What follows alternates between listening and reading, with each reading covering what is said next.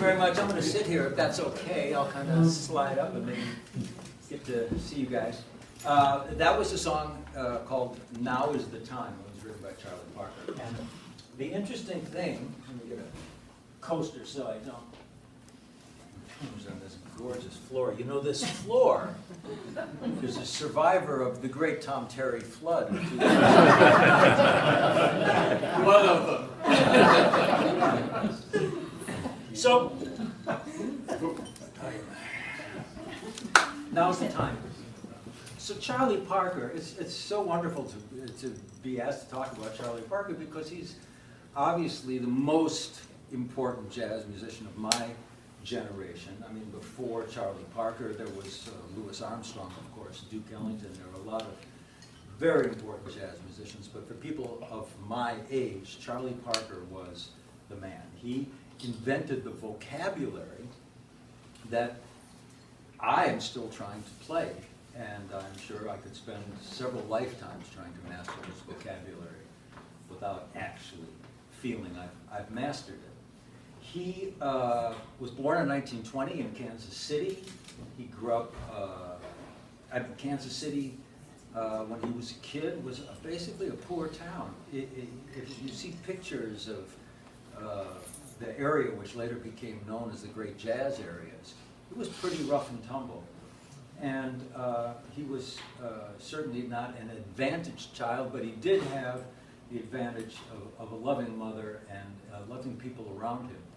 His story is legend, and in fact he is legend, to the extent that when he died at the age of, I think he was 33 or 4, I'm not sure. John, forgive me and correct me if you know. He was 35, I think. He was 35?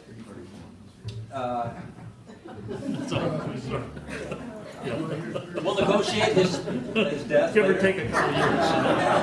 But when he passed away, graffiti popped up all over, not just in the United States, but all over Europe, and it said, "Bird lives, bird lives." Because what he had given the music world went way beyond the notes or the theory or the history.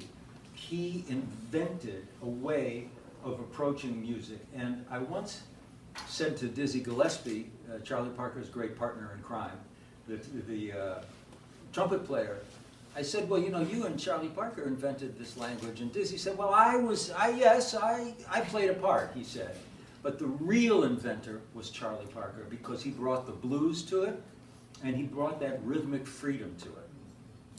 And when I was thinking about coming here to talk about Charlie Parker and then this opera based on Charlie Parker, first of all, it seemed curious simply because, you know, jazz music is basically about rhythm. It really is mostly about rhythm. The notes that we play that seem abstract, perhaps, or arbitrary, maybe, but these notes and these harmonies have been known for years. There's nothing new, but it's hundreds of years. This sense of harmony has been known, but what wasn't known is the way they're put together. And one of the cliches in jazz has always been, it's not the notes, it's the spaces in between the notes that make the music happen. And I'd like to expand it to a larger space between the notes. And by that I mean the life, the jazz life. Those spaces are what contribute to this music that really has been America's gift to the world. You can go anywhere in the world now and people speak this language, talk this vocabulary. And so having said that, we have to acknowledge Charlie Parker's drug addiction because he started using heroin very early on, and because he was so important as a musician, and he played so brilliantly even while he was on heroin, many musicians became addicted thinking that heroin was the source of his genius.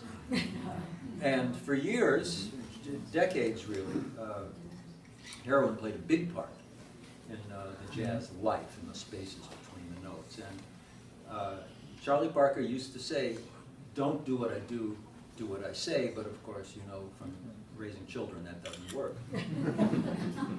And we are all Bird's children. There's no question about that. Why is he called Bird? Everybody assumes initially that because his music was so free like a bird. Jay McShann, the man who led the band that Charlie Parker traveled with originally out of Kansas City, said, no, that's not the truth. He was named Yardbird initially, Yardbird, and then shortened to Bird, because on a road trip that the band took, they used to travel in a string of cars, sedans, and one of the sedans ran over a chicken in the highway. And Charlie Parker said, no, wait a minute, stop. And he picked up the dead chicken and he took it and he had it prepared. He loved Yardbirds. And that's why he was called Yard for short, they called him. So, obviously he was a great character, a great influence, but primarily, and above all else, he was a great communicator of this music. As I say, the things that he did musically and harmonically were known for a long time, and they were certainly known in the time of Puccini and known in the time of opera. You know, opera, and now you can all educate me, I'm assuming opera is a 17th century phenomenon essentially, and by the time it finds its way to Germany and England and everything, it's moved past the stage where it was royal music and it became kind of popular music. I mean, originally music was sacred music. The music that developed over the millenniums was church music. And the gradual inclusion of popular music is really a modern phenomenon. It's a couple hundred years old, that's all. And America, of course, is the repository for popular music in the world, even though the British had their time in the 60s, and what was it called, J-pop that comes out of Japan, or K-pop that comes out of Korea, they have their times. But the United States is the repository for popular music. And before popular music in America, there really wasn't a lot of music that came from the people, from the populace. And if you look at opera, opera was music that initially told popular stories. You know, if you look at Puccini's operas, they're popular stories. They're stories about regular people, the Barber of Seville, regular people. Well, if you follow that trajectory a couple hundred years, you will see a connection, although a dim one, to the music we call jazz. And the connection is this. Jazz was, and remains, if it remains anything at all, popular music. It's music of the people. Now, unfortunately, so much of what we think of as jazz these days is either academic music or concert music, or as Billy Taylor used to say, America's classical music. But I maintain that the strength of this music is that it's played for free on a Tuesday night.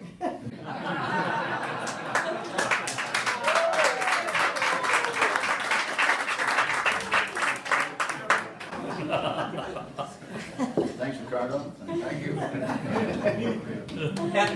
And it's music by and for and of the people. And that really is an important point, because it's one thing to understand something intellectually. It's another thing to feel it from the feet up. And Charlie Parker had such an impact on musicians that when he did die, well, now forget when he died, even while he was alive, musicians all remembered where they were the first time they heard it. Mm-hmm. It's profound. I mean, we all remember where we were when Kennedy was assassinated, right? Boom. You can go right back to that moment. Musicians and fans had the same kind of experience when they first heard Charlie Parker. Many musicians reported, because back then they would do air checks, radio concerts in the 30s in Kansas City and wherever. Musicians say, many of them that I've talked to said, well, I was driving in my car and I heard this sound and I headed my car toward Kansas City. That's how powerful this man's music was. And of course still is. What in the world could have made it that powerful? What could make music so powerful that it moved average people just trying to make a living, just trying to get somewhere, to go where he was, to do what he did, to try to experience what he experienced? So a deep, deep well of feeling in Charlie Parker's music. Now Is the Time was blues written by Charlie Parker. It was also the basis for a song called Do the Hucklebuck. Does anybody remember the Hucklebuck? Same song. Charlie Parker wrote it first. It was stolen from Charlie Parker. Somebody put some words to it and made a hit record out of it. Charlie Parker never got a nickel from Do the Hucklebuck. There were lawyers, but nobody cared because he was a black junkie. And that's as simple as it is. And we should stop here for a moment and talk about the race question in jazz, and why jazz is not more popular, and why jazz is always looked at as, well, that's their music, or that's the music of those people. For years,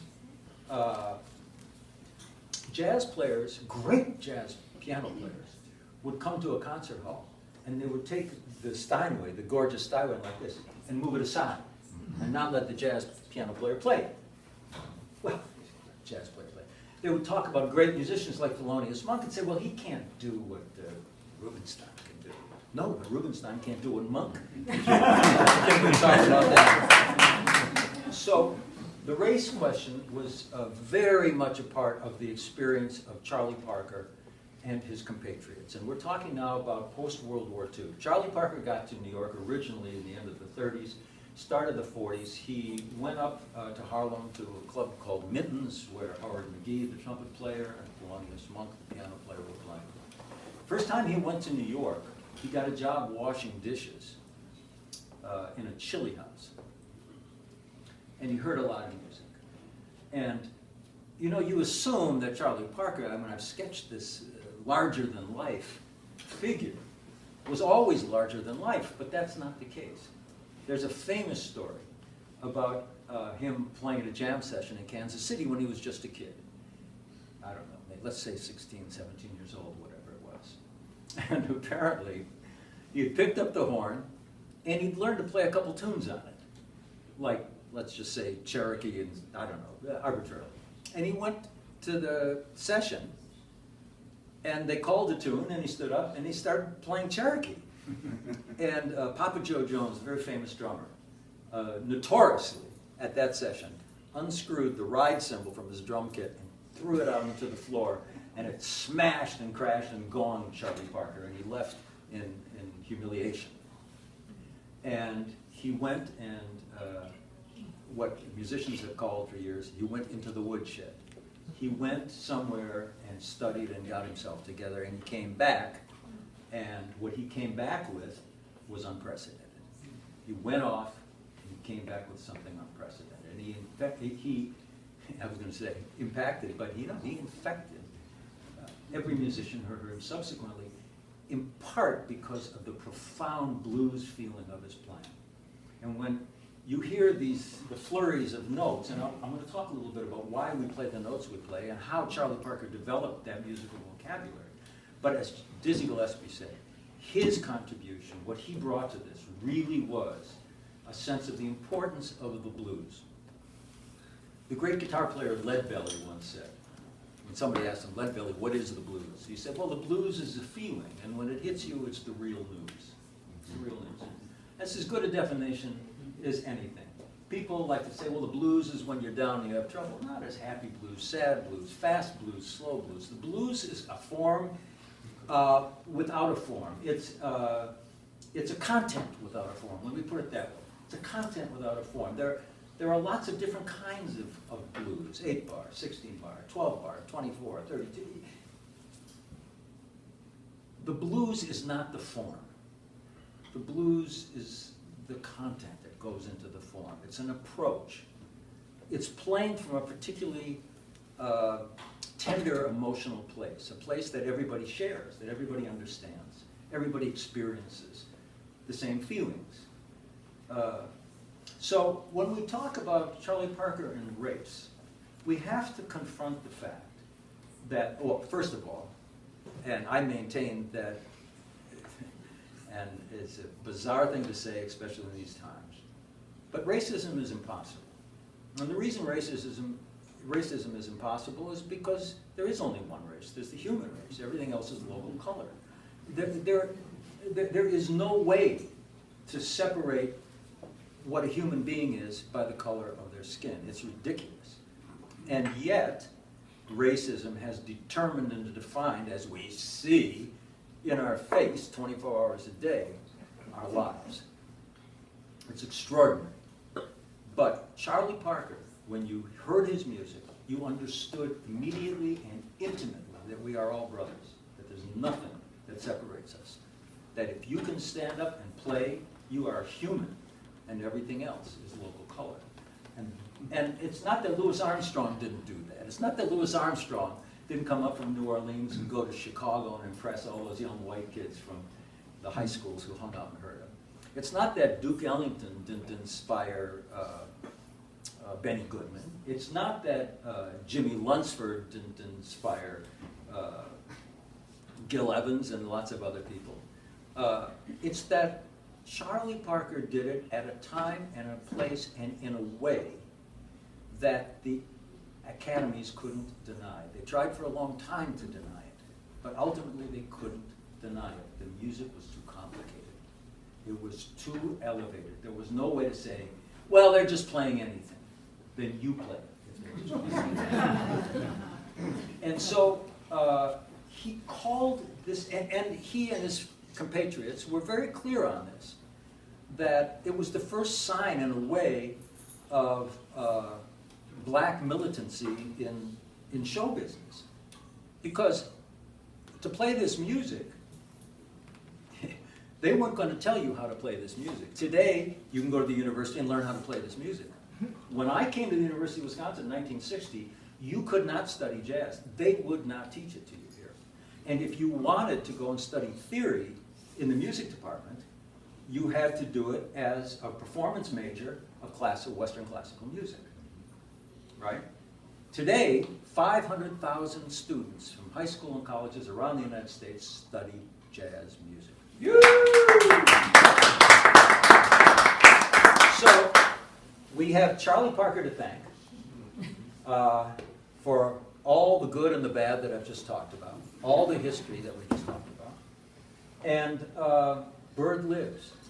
Bird truly lives. He lives on... Charles Mingus once wrote a song called If Charlie Parker was a gunslinger, there'd be a whole lot of dead copycats. That was the name of the song. A little bit about what Charlie Parker did technically. I mentioned that he went into the woodshed and he came back and he was really playing a different way. But what really set the ball rolling was a few years later when he was working in that chili house in Harlem. And he tells this story that he was working on a song he was washing dishes, he was working on a song. And he says he stumbled on the higher intervals of the chords. And when he started using the higher intervals, suddenly the music opened up for him. Okay, what does that mean and why was it so revolutionary? Well, what it means is this.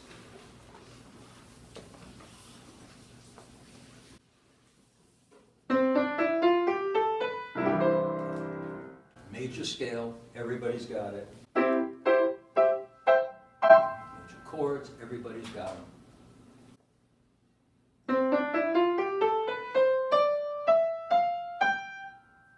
Well, either I just started repeating the major scale or I started extending the major scale. It might sound the same, but conceptually they're two very different ideas. Okay? Because, and I'll try to keep this simple.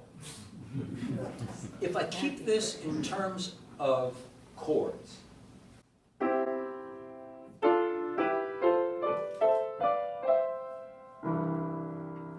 I play this simple chord, take this chord, and I play one on top of the other. Now I got something interesting. Because instead of repeating the scale, I've essentially implied that I'm extending the scale. So it's not 1, 2, 3, 4, 5, 6, 7, 1, 2, 3, 4, 5, 6, 7. It's 1, 2, 3, 4, 5, 6, 7, 8, 9, 10, 11, 12, 13.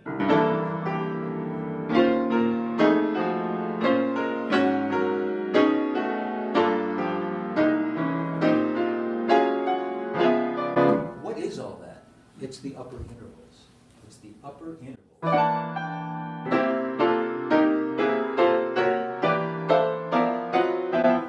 Start to improvise using the upper intervals, using the rhythm and the drive of the blues, things get very interesting. And that's what Charlie Parker and Dizzy and those guys were up to.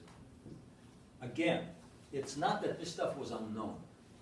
The idea of a ninth, of an 11th, of a 13th, of a suspended, of diminished, all the stuff that we're talking about was known. It's how it was used. And that's why, again, the importance of jazz is the space between the notes. There's no mystery to the notes. The mystery is what's in between the notes. So here comes jazz music. The myth and the joke is that it came up from New Orleans in 1910 with Steve Allen. It didn't. It came up slowly from all sorts of places. Jazz kind of came from everywhere. Now, New Orleans was famous, of course, and it's true that King Oliver and Kid Ory and Louis Armstrong took the Mississippi paddle boats up to, got to Chicago eventually and populated the North with their style of music. But there was jazz in Sedalia, Missouri, when the great stride pianos players were there in the late 19th century. And there was jazz in New York, certainly in the Harlem, before the Harlem Renaissance. There were great jazz stride players. Stride music was a style, well, we won't get into that, but wow, I just fell into a rhetorical hole, I don't know. Jazz came from everywhere. Well, anyway, so here come these jazz players. And you know, originally jazz was not a noun, jazz was a verb. It's something people did to each other late at night when they were alone. Jazz wasn't a nice, polite word. And so jazz was something you did to a song, just like ragtime. You know, ragtime eventually became known as a type of music, you know, like the Maple Leaf Rag. But originally, to rag a song meant to improvise. You were ragging it. Rag was a verb. Jazz was a verb. And what these musicians did is they improvised on popular songs. Because at the turn of the century, 1910s, 20s, there was this explosion of popular music in America. And as a little sideline here, I just want to point out that many, if not most, of the composers of all the popular music now known as the Great American Songbook, Irving Berlin, Harold Arlen, George Gershwin, goes on, were Jews. And so the relationship of blacks and Jews is profound and very important in the development of American popular music. Because without these popular songs, and of course the business that the Jews created of popular music, we would be playing very differently today. Yes, the blues, of course, would exist. Yes, a lot of different forms of music would exist. But the music that we think of as bebop or beyond, before that, swing music, would not have existed. Because that music was based on the American Songbook. And the American Songbook generally was based on a form that Irving Berlin and Jerome Kern, these guys invented, which came to be known as the 32-bar song form. 32-bar song form, or also known as AABA, is you have a statement, it's 8 bars long. Then you repeat that statement for another 8. Now you're 16 in. Then you go to what's called the bridge, or the channel, and it's a little middle section that's kind of a comment. on that, and then you come back and recapitulate the first thing. That's 32 bars. That song form was not handed down by God. It was invented by these Jewish composers, and it was used by jazz musicians throughout the 20th century to do what they did. And we're going to play an example for you now. This is, when I say Charlie Parker wrote it, what I mean is he was playing a song called Honeysuckle Rose. Honeysuckle Rose is a 32-bar song form. And, you know, playing Honeysuckle Rose was boring for these guys over and over again. So they wrote their own melodies. And so many of the bebop musicians from the 40s and 50s and 60s, a lot of their great compositions are based on standard songs. So this is Charlie Parker's Scrapple from the Apple, based on Honeysuckle Rose. And we'll start out, I'll play Honeysuckle Rose. So you can hear that the underlying harmony hasn't changed, nothing's changed.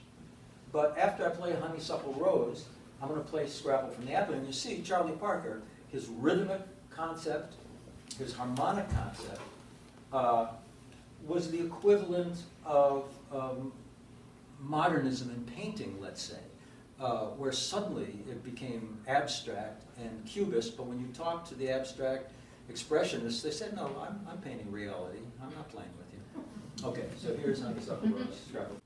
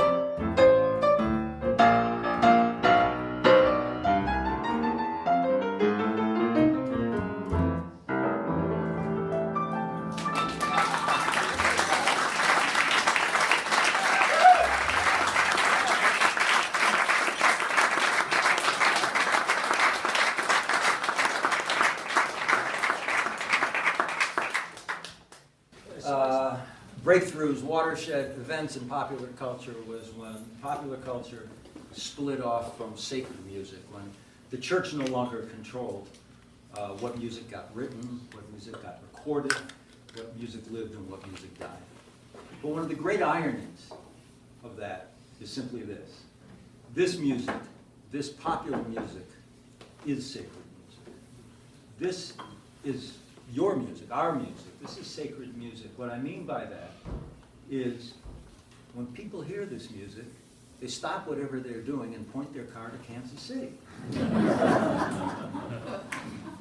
That this music has moved a lot of history. And it's not because we're all so smart. It's not because we appreciate the cleverness of people like Charlie Parker. It's not that at all. It's because it really does tell our story. Just like when I said that the opera told a popular story, The Barber of Seville. It's about a barber. It's not about a king. It's not about mythical characters. It's about a guy with a life. Just so, that's what this is. That's what jazz music is. It's music about people who have lives, who have real lives. And through the process of jazz music, through the process of what Charlie Parker and his compatriots did, they elevated real life to a high art. They took our ordinary, mundane life and made something sacred out of it. So that those of us out here struggling, and have no doubt that we've been out here struggling for many, many centuries. This is nothing new what we got going on, even though it's pretty bizarre.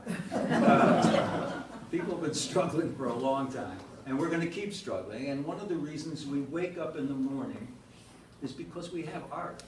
You know, people say, well, you know, art is the frosting on the cake. And other people say, no, no, art is the cake itself. I think art is the appetite. I think art is the reason we get up and we go through whatever it is we go through. It's what makes us human. And everything else is local color. Thank you.